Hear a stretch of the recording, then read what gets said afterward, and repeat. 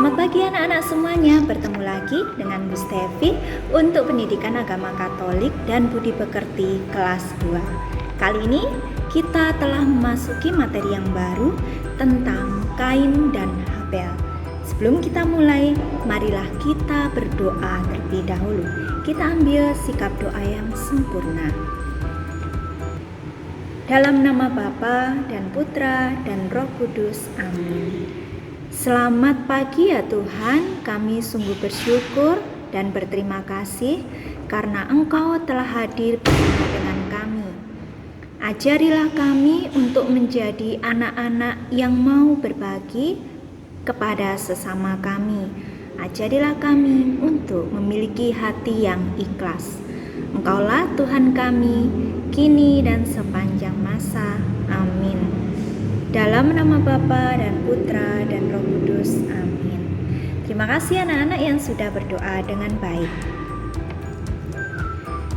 Seorang yang beriman artinya seorang yang percaya kepada Tuhan, hendaknya dia itu bisa berbagi kepada sesama dan juga bisa berbagi kepada Tuhan sendiri. Salah satu cara berbagi kepada Tuhan dan sesama adalah melalui kolekte. Nah, di dalam kolekte ini biasanya kita berikan pada saat perayaan Ekaristi. Kolekte ini adalah persembahan untuk Tuhan dan sesama yang miskin. Kolekte hendaknya kita berikan dengan menyisihkan dari uang jajan. Ya, itu adalah kolekte yang baik. Jadi anak-anak, jika ingin kolekte, sebaiknya dari uang jajan kalian sendiri itulah yang disisihkan, dipersembahkan kepada Tuhan, dan nanti pada akhirnya dari kolekte itu juga kita akan berbagi kepada mereka yang miskin. Kolekte yang baik hendaknya diberikan dengan sikap yang ikhlas, tidak mengharapkan apapun, dengan tulus, dan juga dengan sikap yang hormat. Kita akan melihat video tentang Kain dan Habel. Dari melalui kisah Kain dan Habel ini, kita akan belajar bagaimana cara memberi dengan ikhlas. Mari kita saksikan kisah Kain dan Habel.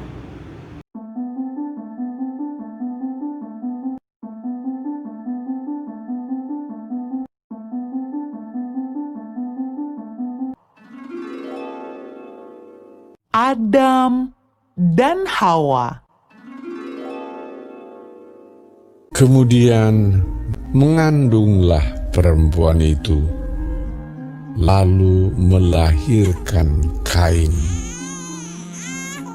Maka kata perempuan itu, "Aku telah mendapat seorang anak laki-laki dengan pertolongan Tuhan." selanjutnya dilahirkannyalah Habel, adik Kain.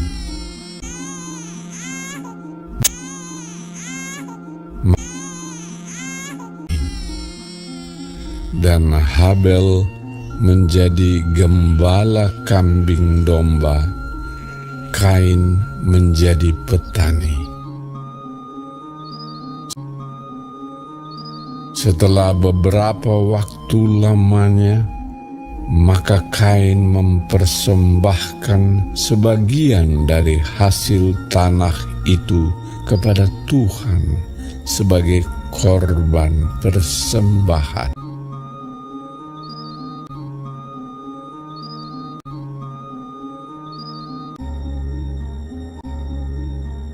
Habel juga mempersembahkan korban persembahan dari anak sulung kambing dombanya, yakni lemak-lemaknya.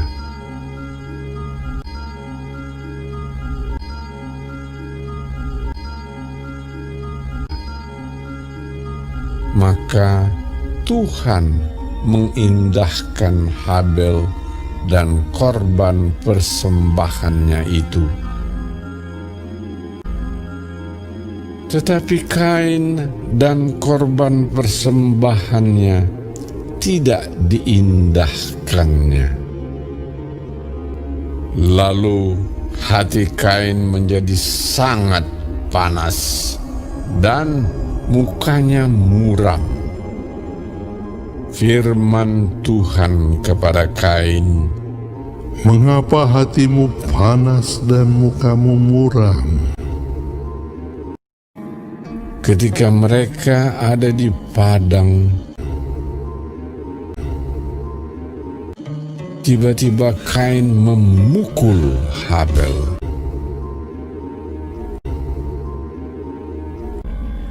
"Di mana Habel, adikmu itu? Apakah yang telah kau perbuat ini? Maka sekarang engkau menjadi seorang pelarian dan pengembara di bumi."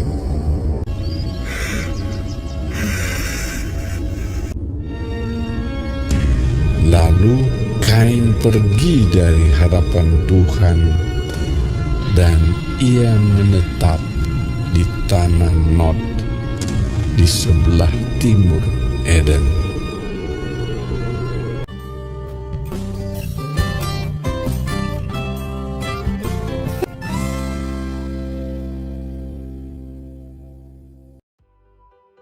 Ya, anak-anak sudah melihat ya kisahnya tentang Kain dan Habel. Dari kisah tadi kita tahu ternyata Kain dan Habel memiliki pekerjaan yang berbeda. Kain seorang kakak, dia bekerja sebagai seorang petani. Karena dia seorang petani, Kain ini mempersembahkan hasil panennya. Namun dia mempersembahkan dari hasil panen yang tidak baik. Dia mempersembahkan tidak ikhlas, jadi hanya sisa-sisa yang buruk. Berbeda dengan Habel, dia seorang pengembala, menjaga domba. Dia juga mempersembahkan persembahan kepada Tuhan dari yang terbaik, domba yang paling tambun. Persembahan Habel ini dilakukan dengan ikhlas hati. Itulah perbedaan keduanya, baik Kain maupun Habel. Jadi Kain mempersembahkan dari hasil panen namun tidak dengan ikhlas, sedangkan Habel mempersembahkan domba tapi dengan tulus dan ikhlas. Karena persembahan yang diterima adalah persembahan yang ikhlas, maka pasti yang diterima adalah persembahan siapa? Ya, yang diterima adalah persembahan Habel. Asap dari persembahan Habel diterima oleh Tuhan, artinya asap itu membumbung ke atas. Sedangkan persembahan dari Kain tidak diterima oleh Tuhan. Kain yang iri, dia membunuh Habel adiknya. Karena itulah Tuhan kemudian memberikan hukuman. Kain bukanlah orang yang sombong. Dia sangat menyesal atas dosa-dosanya dan bersedia menanggung hukuman itu. Selain persembahan berupa kolekte, di dalam misa kita juga mempersembahkan beberapa hal. Misalnya kita mempersembahkan hosti, mempersembahkan anggur misa, dan juga mempersembahkan rangkaian bunga maupun buah-buahan. Itu adalah wujud persembahan di dalam perayaan Ekaristi. Terima kasih anak-anak sudah belajar dengan baik. Semoga kita semua selalu diberkati Tuhan dan juga tetap bersemangat.